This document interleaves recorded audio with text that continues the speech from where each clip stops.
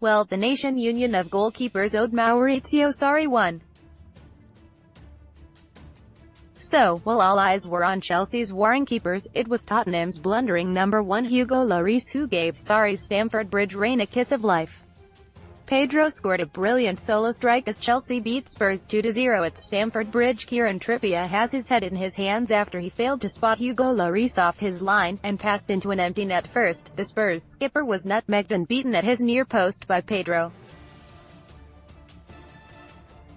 Then he was part of an extraordinary mix-up as Kieran Trippier's disastrous attempt at a back pass beat him comfortably for an 84th-minute own goal. It was a comical lack of communication between keeper and fullback which gave Stamford Bridge a much-needed dose of that best medicine of all, hysterical laughter.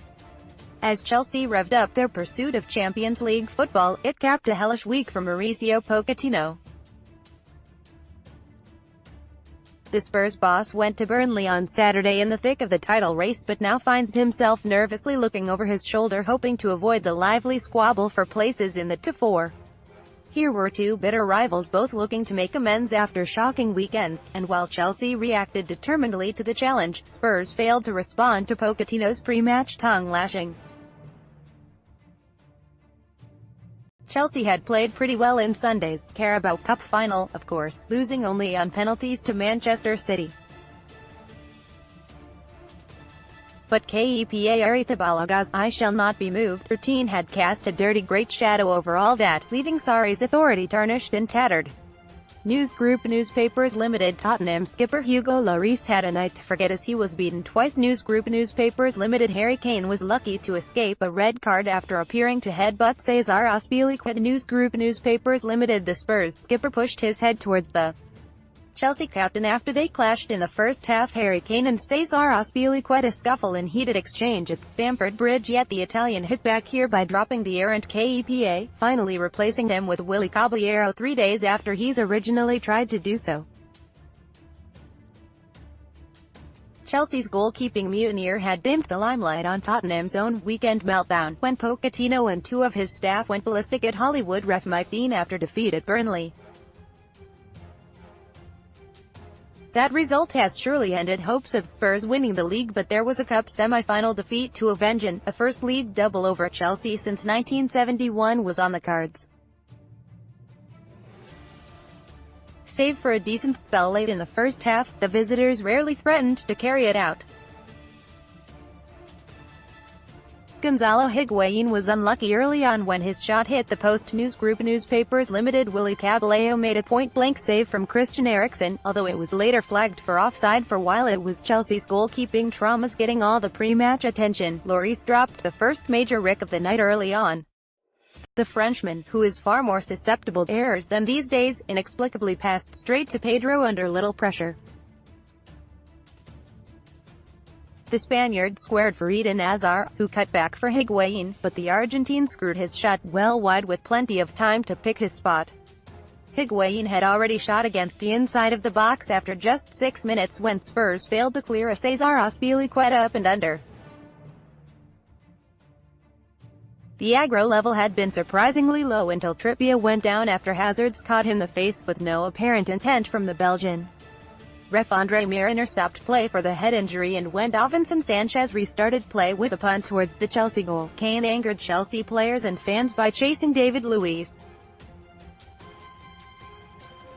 Pedro cut inside Toby Alderweireld before striking through the legs of Hugo Lloris. Eden Hazard and Pedro celebrate after the Spaniards' goal. Kieran Trippier reacts after his shocking own goal. Kieran Trippier scores shocking own goal, doubling Chelsea-led Luiz let them. England captain know in no uncertain times what he thought of his unsporting behavior, and when Azpilicueta joined in, Kane aimed a dummy headbutt at the blue skipper, which, though he lacked genuine malice, was foolish at best. Kane's every touch was booed after that, but he finished the first half with his tail aloft, producing a purposeful run and having a shot deflecting wide. Then Kane laid off to Harry Winks, who crashed a 25-yard shot against the crossbar. The second half began with a spell of end-to-end mayhem, Higuain finding the net but having been flagged offside. Then Azpilicueta, who'd been strongly criticized for a lack of leadership during Sunday's Wembley standoff, stepped up and slotted an excellent pass through for Pedro. The Spanish wideman turned Toby Alderweireld inside out and embarrassed Lloris at his near post, sending Stamford Bridge wild.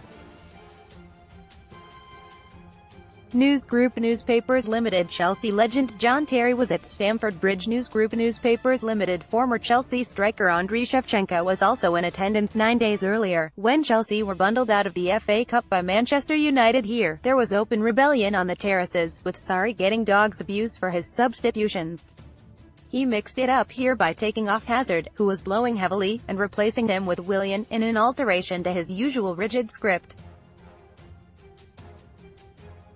Pedro, fresh from scoring, produced an equally eye-catching moment in his own penalty area. With Christian Eriksen well set, Pedro robbed him with an excellent tackle, then slalomed past two Spurs players and started a counter-attack. News Group Newspapers Limited. Chelsea boss Maurizio Sarri decided to drop Kepa Arrizabalaga, second from right, after his extraordinary outburst on Sunday. News Group Newspapers Limited. Willy Caballero and Kepa Arrizabalaga had a frosty exchange ahead of kickoff. Maurizio Sarri says Kepa has had his punishment and will be back in goal for Fulham. Clash. Kane squandered a decent chance when Ben Davies flashed over a cross and the Spurs striker could not connect properly, the ball rolling harmlessly wide off his thigh. Then came the moment that truly reunited the faithful at the bridge, leaving them rolling in the aisles.